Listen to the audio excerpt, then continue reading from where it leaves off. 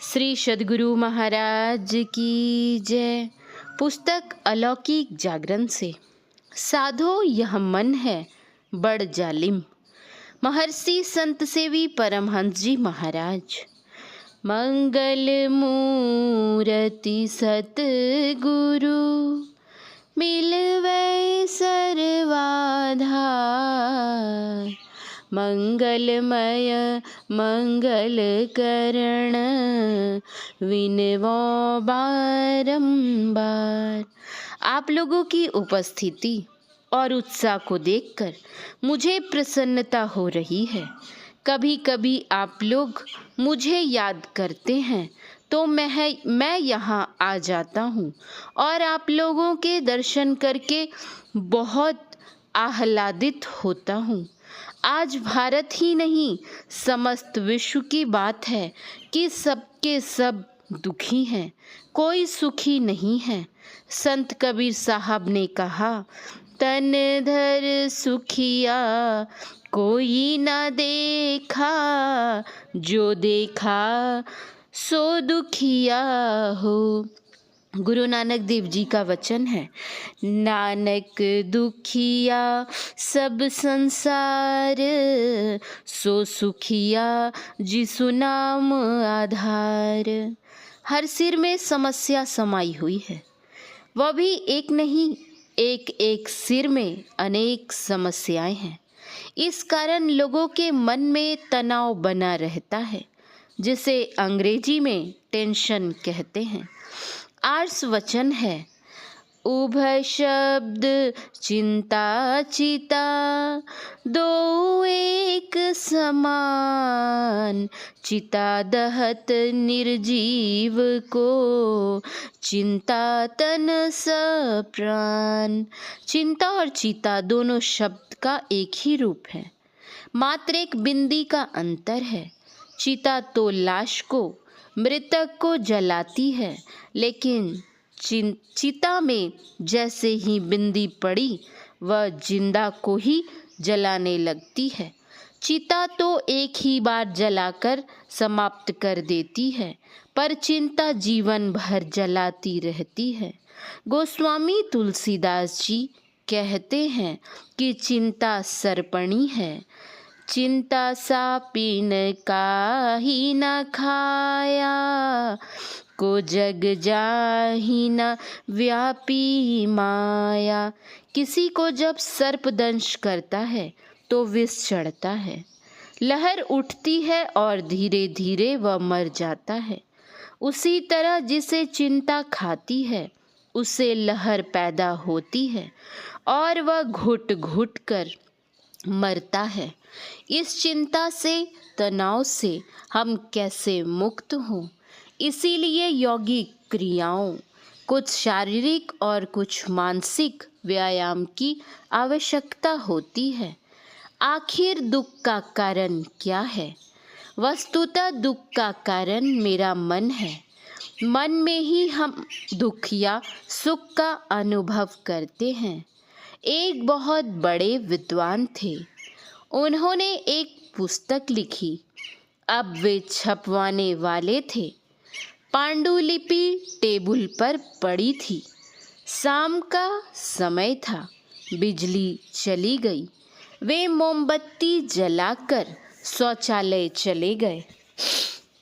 उनका एक प्यारा कुत्ता था जो उस कमरे में अपने मालिक की खोज करने लगा। इसी क्रम में टेबल में ठोकर लग गई और मोमबत्ती गिर गई। जब वे शौच से आए तो देखा कि मोमबत्ती की आग से मेहनत से लिखी गई पांडुलिपि पुस्तक छपने से पहले ही जल गई और कुत्ता इधर उधर घूम रहा है, लेकिन फिर भी क्रोधित नहीं हुए। कुत्ते को सहलाते हुए कहते हैं, यह तुमने क्या किया? कितने शांत विचार के थे। एक व्यक्ति तो ऐसे थे। अब एक दूसरे की कहानी सुनिए। एक महिला चूल्हे के पास बैठी कुछ पकवान आदि बनाने की तैयारी कर रही थी। कढ़ाई में घी खौल रहा था। उसका एक छोटा सा बच्चा थोड़ी दूरी पर रो रहा था, पर वह महिला अपने काम में व्यस्त थी। बच्चा रोते रोते माँ के पास आया और उसकी पीठ पर चढ़ गया। महिला पहले से ही गुस्से में थी। उसने बच्चे को झकझोर दिया और बच्चा कढ़ाई में गिर गया। यह है तनाव, टेंशन का परिणाम। हमारे मन में शांति कैसे आवे? शास्त्र कहता है, मन एव मनुष्याना कारणम बंध मोक्षयो। हमारा मन ही हमें बंधन में डालता है और हमारा मन ही हमें मुक्ति दिलाता है। सुख और दुख का अनुभव करने वाला मन ही है। हमारे शरीर में 5 कर्मेंद्रियां, हाथ पैर, मुंह गुदा और लिंग तथा 5 ज्ञानेंद्रियां, आँख कान, नाक जिह्वा और त्वचा है। साथ ही 4 भीतर की इंद्रियां, मन, बुद्धि, चित्त और अहंकार है। इन 14 इंद्रियों में 5 कर्मेंद्रियां और 5 ज्ञानेंद्रियों पर मन का आधिपत्य है। इसलिए शास्त्र में कहा गया है, इंद्रियाणाम मनो नाथो। इंद्रियों का नाथ मन है। आप इतने लोगों के बीच बैठे हैं, आपका मन कहेगा कि अमुक व्यक्ति को देखो, तो आपकी आंखें उसी को देखेंगी, किसी अन्य को नहीं। एक तरफ सिनेमा का गाना चल रहा है और दूसरी तरफ हरि कीर्तन। मन यदि गाना सुनने को कहेगा तो व्यक्ति हरि कीर्तन नहीं सुनेगा, गाना सुनेगा। भोजन के लिए हम बैठे हैं। थाली में अनेक व्यंजन परोसे गए हैं। मिठाइयों में पेड़ा, रसगुल्ला, टिकरी, गुलाब जामुन आदि बहुत कुछ हैं। मन कहता है कि पेड़ा खाओ और हाथ पेड़ा पर गया, पर उसी समय मन कहता है, नहीं नहीं, पहले रसगुल्ला खाओ। अब हाथ पेड़ा को छोड़कर रसगुल्ला पर चला जाएगा। मन जो कहता है, इंद्रियां वही करती हैं। इंद्रियां तो मन की हुक्म बरदार हैं। संत कबीर साहब ने कहा है, साधो यह मन है बड़ जालिम, जाको इससे पला पड़ा है, तिस ही होगा मालिम। जिसको इस मन से पल्ला पड़ गया है, वही जानता है कि यह कैसा है। पल्ला कैसे पड़ता है? जब लोग आंखें बंद कर ध्यान में बैठते हैं, शरीर तो आसन पर बैठा रहता है, पर मन हाट बाजार में घूमता है, शहर की सैर करता है, सिनेमा देखने जाता है, ना जाने क्या क्या करता है। बैठते हैं जप करने पर गप करने लग जाते हैं।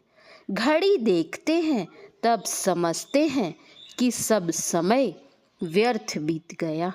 बैठे थे पूजा करने और विषय का भूजा फाकते रह गए।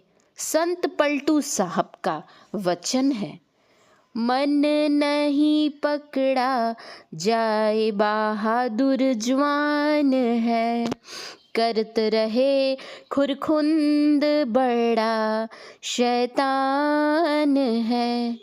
ऐसा यार हरीफ बसे इस हलक में, अरे हारे पलटू उड़ता कोस 1000 पंख बिनु पलक में।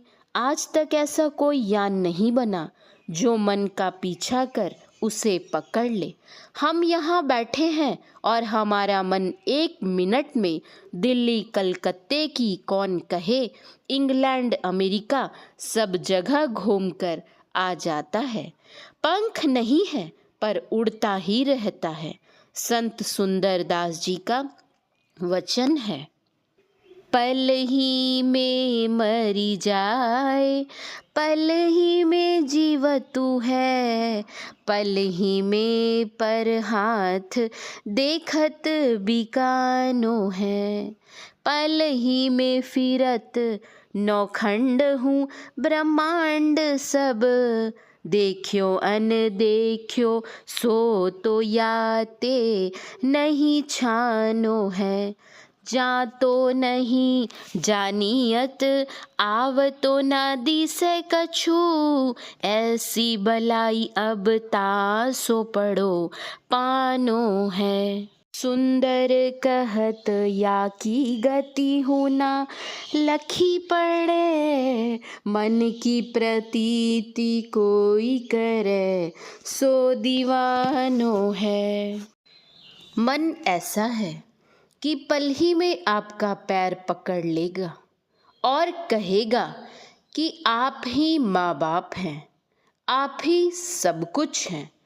पर जब काम निकल गया तो आपके सिर पर चढ़ जाएगा और कहेगा कि हम आपके बाप हैं। जो इस मन का विश्वास करता है वह पागल है। संत कबीर साहब कहते हैं, मन के मते ना चालिए, मन के मते अनेक, जो मन पर असवार है सो साधु कोई एक। मन जैसा कहता है, यदि वैसा करोगे तो पागल बन जाओगे। यह मन तुमसे क्या क्या करवाएगा ठिकाना नहीं, इसीलिए मन पर नियंत्रण चाहिए। बाजीगर का वानरा यह मन ऐसा जान, जीत ले तो खेल है ना तरगाहक जान। आपने देखा होगा कि मदारी बंदर को छड़ी लेकर घुमाता है। संतजन कहते हैं कि यह मन बाजीगर का बंदर है। बाजीगर बंदर का तमाशा दिखलाता है, उससे जो पैसे मिलते हैं उससे अपने भी खाता है और बंदर को भी खिलाता है। जब तक बंदर नाच दिखाता है तब तक जरूर पैसे मिलेंगे, पर यदि बंदर नाच दिखाना छोड़कर किसी की साड़ी खींचे, किसी की धोती खींचे, किसी को काटने लग जाए, किसी को नोचने लग जाए, तब तो बाजीगर और बंदर दोनों के सिर पर लाठी पड़ेगी। मन भी बाजीगर के बंदर के समान है। यदि आपने इसे जीत लिया है तो खेल है, मजा है, अन्यथा वह जान का ग्राहक बन जाएगा। श्री सद्गुरु महाराज की जय। श्री सद्गुरु महाराज की जय। श्री सद्गुरु महाराज की जय।